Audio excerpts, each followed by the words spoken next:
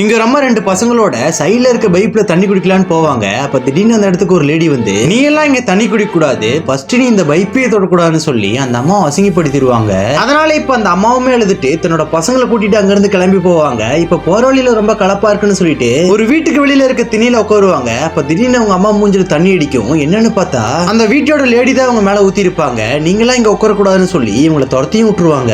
இப்ப தன்னோட பசங்க ரொம்ப பசியால துடிக்கிறத தாங்கிக்க முடியாம இந்த லேடியுமே ஒரு கடையில போய், ஆனா எங்க ரெண்டு பசங்களும் ரொம்ப பசியால துடிக்கிறாங்க, இவங்களுக்கு சாப்பாடு மட்டும் போடுங்க, உங்க கடையில இருக்க எல்லா பாத்திரத்தையும் நான் கழுவிடுவேன் அப்படின்னு சொன்னோனே, நீ எல்லாம் ஃபர்ஸ்ட் இங்க வந்து கேட்கவே கூடாது, முதல்ல வெளியில போ அப்படின்னு சொல்லி இந்த லேடி அசிங்கப்படுத்திடுவாங்க. அதனால அழுதுகிட்டே தன்னோட குழந்தைய கூட்டிட்டு அங்கிருந்து கிளம்பி போவாங்க. அப்ப திடீர்னு ஒருத்தர் குறுக்கால அவங்க பைக் நிறுத்தி, குழந்தைக்கு இந்த சாப்பாடு போய் கொடு அப்படின்னு சொல்லுவாரு. இந்த லேடியுமே அந்த சாப்பாடை வாங்கிட்டு அந்த குழந்தைக்கு ஊட்டி விட்டுட்டு இருப்பாங்க. அப்ப திடீர்னு மரத்துக்கு பின்னாடி அந்த சாப்பாடு கொடுத்து ஒரு இந்த லேடியை கூப்பிடுவாரு. அதனால இவங்களுமே போய் என்னன்னு கேட்பாங்க. அப்ப அவர் இந்த லேடி கிட்ட மிஸ்பிஹேவியரா நடந்துக்குவாரு.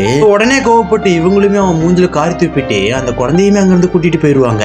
கடைசியா இவங்களுமே சாக்கலான்னு சொல்லிட்டு ஒரு கிணத்து பக்கம் போவாங்க. அப்ப திடீர்னு ஒரு மதர் வந்து இவங்களை காப்பாத்தி ஆர்பனேஜுக்கு கூட்டிட்டு போய் அந்த பையனை நல்லா படிக்க வச்சு, எந்த ஊர் அந்த பையனை கேவலப்படுத்துச்சோ அந்த ஊர் திருவிழா அப்ப அந்த பையனும் அந்த பையனோட அம்மாவும் அந்த ஊருக்கு சீஃப் கெஸ்டா வருவாங்க.